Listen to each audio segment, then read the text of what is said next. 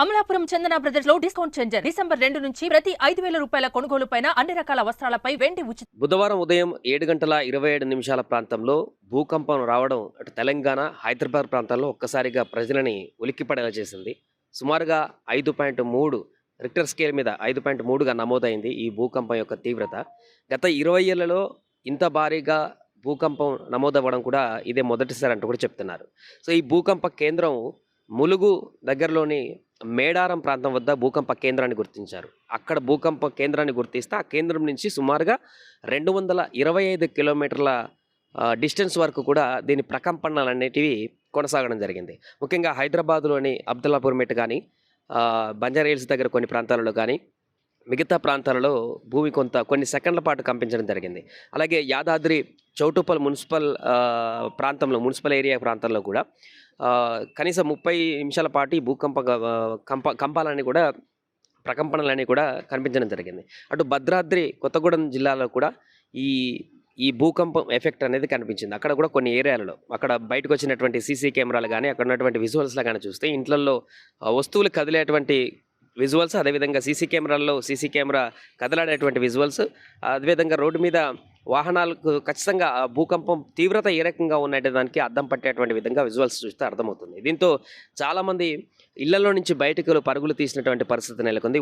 ఉదయమే మార్నింగే బుధవారం ఉదయం ఈ రకమైనటువంటి ఒక ప్రకంపనలతో అయితే ప్రజలందరూ కూడా ఏం జరుగుతుందో కూడా కాసేపు అర్థం కానటువంటి పరిస్థితి. జనరల్గా భూకంపాలంటే ఇంకెక్కడ చూస్తుంటాం, కానీ హైదరాబాద్ నగరంలో ప్రకంపనలు రావడం, అది కూడా ఎక్కడో మేడారం భూకంప కేంద్రంగా ఉంటే ఆ కేంద్రం నుంచి 225 కిలోమీటర్ల డిస్టెన్స్ వరకు ఉన్నటువంటి ప్రకంపనలు అనేవి హైదరాబాద్కు కూడా రావడం, హైదరాబాద్లో ఉన్నటువంటి బంజారా హిల్స్ ప్రాంతాల్లో కానీ, అబ్దుల్లాపూర్ మెట్ ప్రాంతాల్లో కానీ, హయత్ నగర్లో కానీ, వనస్థలిపురంలో కానీ ఈ ప్రకంపనలు కొంతసేపు ఎక్కువగా కనపడడంతో ఒక్కసారిగా ప్రజలందరూ ఏం జరుగుతుందో తెలియక బయటకు వచ్చేటువంటి పరిస్థితి అయితే నెలకొంది. కొన్ని ప్రాంతాల్లో వచ్చినట్టుగా కూడా తెలియలేదు. స్లైట్గా సీసీ కెమెరాలో మాత్రమే కదిలినటువంటి దృశ్యాలు కనిపించాయి, కానీ ప్రజలు ఆందోళన పడేటువంటి పరిస్థితి లేదు. సో ఆ రకంగా ఈ ప్రకంపనలు అనేటివి ఉదయం కొనసాగాయి. సుమారు 7:30 నుంచి 8 గంటల ప్రాంతం, అర్ధగంట వరకు కూడా అక్కడ కొంతగా ఈ ప్రాంతాలన్నింటిలో కూడా 225 కిలోమీటర్ల దూరంలో ఉన్నటువంటి ప్రాంతాలన్నింటి కూడా ఇదంతా కూడా కొత్తగూడెం, మనుగూరులో కానీ, భద్రాచలం, చెర్ల, చింతకాని, నాగులవంచ, ఇల్లందు ప్రాంతాల్లో కూడా ఈ ప్రకంపనలు అనేటివి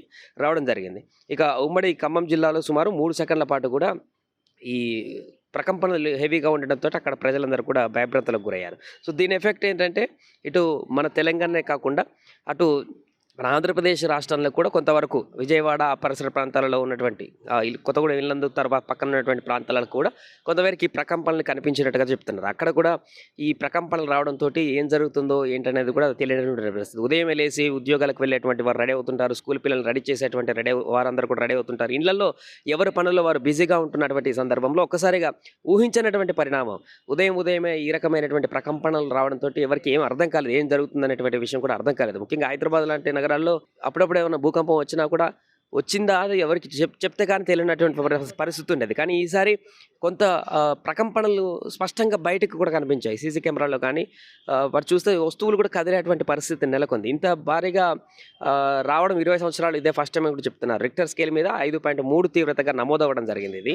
సో అక్కడెక్కడో మేడారంలో అడవుల ప్రాంతాల్లో భూకంప కేంద్రంగా నమోదైనటువంటి ప్రకంపనలు అనేవి సుమారు ఇన్ని కిలోమీటర్ల వరకు విస్తరించి ఒక్కసారిగా ప్రజలను అయితే ఆందోళనకు గురి చేసినటువంటి పరిస్థితి నెలకొంది. ఇక దీనిపైన ఇప్పటికే అధికారులు భూకంప కేంద్రాన్ని కనుక్కొని ఈ ప్రకంపనలకు సంబంధించినటువంటి పూర్తి సర్వే కూడా, దర్యాప్తు కూడా చేస్తున్నారు. ఇంకా ప్రకంపనలు వచ్చేటువంటి అవకాశం ఉందా, దీనికి గల కారణాలు ఏంటి, ఇది మళ్ళీ వచ్చేటువంటి అవకాశం ఉంది. అది ఒకవైపు మొత్తం వర్షం వచ్చేటువంటి సూచనలు కనిపిస్తాయి. 2 రోజుల నుంచి కూడా తుఫాన్ ఎఫెక్ట్ తోటి హైదరాబాద్లో కూడా కొంత చల్లటి వాతావరణం, అదేవిధంగా క్లైమేట్ అంతా కూడా క్లౌడీగా ఉన్నటువంటి సందర్భంలో ఈ యొక్క ఊహించని పరిణామంతో ఒక్కసారిగా భయాందోళనకు గురైనటువంటి పరిస్థితి నెలకొంది. అయితే అధికారులు మాత్రం ఎలాంటి భయపడేటువంటి పని అయితే లేదు. ప్రకంపనలు చిన్నగానే వచ్చాయి, దాంతో ఎలాంటి ఇబ్బంది లేదు, ఇంకా వచ్చేటువంటి అవకాశం ఉండకపోవచ్చు అనేటువంటి ఒక ఆశాభావాన్ని అయితే వ్యక్తం చేస్తున్నారు. ఏదేమైనా కూడా ఊహించని పరిణామంతో అయితే ఉదయమే ఆఫీసులకు వెళ్ళేటువంటి ఉద్యోగులు కానీ, స్కూళ్ళకు వెళ్ళేటువంటి స్కూల్ పిల్లలు రెడీ చేసేటువంటి తల్లిదండ్రులు కానీ, ఇళ్లలో పనులు చేసుకునేటువంటి వారందరూ కూడా ఒకసారిగా భయాందోళనకు గురయ్యారు. కొంతమంది ఇళ్లలో బయటకు వచ్చి కాలనీల వద్దకు వచ్చి కొంత భయాందోళనకు గురైనటువంటి పరిస్థితి మనకు కనిపించింది. కానీ ఎలాంటి నష్టం జరగలేదు, ఎలాంటి ఇబ్బంది జరగలేదు, ఎవరికి ఏం కాలేదు కాబట్టి అది కొంత ఆశాజనకమైనటువంటి అంశంగా చెప్పొచ్చు.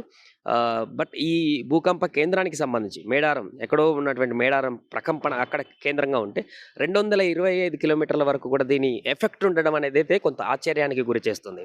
సో జనరల్గా సముద్రాల భూకంప కేంద్రాలు వస్తుంటే మనకు తీర ప్రాంతాలలో దీని ఎఫెక్ట్ ఎక్కువగా చూస్తుంటాం. అలాంటిది సెంటర్ పాయింట్గా తెలంగాణకు ఉన్నటువంటి అడవుల్లో మేడారం వద్ద ఉమ్మడి వరంగల్లో మేడారం వద్ద కూడా ఏర్పడినాయి.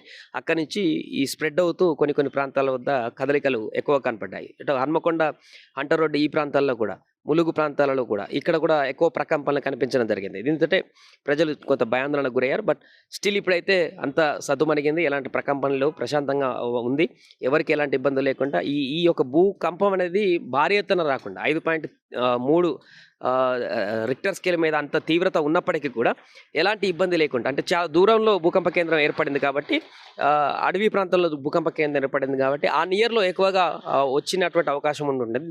దూరం వెళ్ళిన కొద్దీ ఆ ప్రకంపనలు అనేది కొంతమేరకు తగ్గుతున్నాయి కాబట్టి, సో భారీగా బిల్డింగ్లు ఉన్నటువంటి ప్రాంతాల్లో, జనసాంద్రత ఎక్కువగా ఉన్నటువంటి ప్రాంతాలలో అయితే భారీగా ఇబ్బంది కలిగించేటువంటి పరిస్థితి నెలకొనలేదు. దీంతో అంతా ఊపిరి పీల్చుకున్నారు. బట్ మరలా వస్తుందా భూకంపం అనేటువంటి ఒక ఆందోళన అయితే ప్రజల్లో నెలకొంది. బట్ అధికారులు అయితే దీనికి సంబంధించినటువంటి భరోసా ఇస్తున్నారు. చూడాలి, భూకంప కేంద్రానికి సంబంధించిన ప్రస్తుత చర్చ అయితే కొనసాగుతున్న నేపథ్యంలో దీనికి సంబంధించి నిపుణులు ఏం సజెషన్ చేస్తారు, అధికారులు ఎలాంటి స్టేట్మెంట్లు ఇస్తారు, మరలా వచ్చేటువంటి అవకాశం ఉందా లేదా అనేటువంటి మాత్రం తెలియాల్సి ఉంది.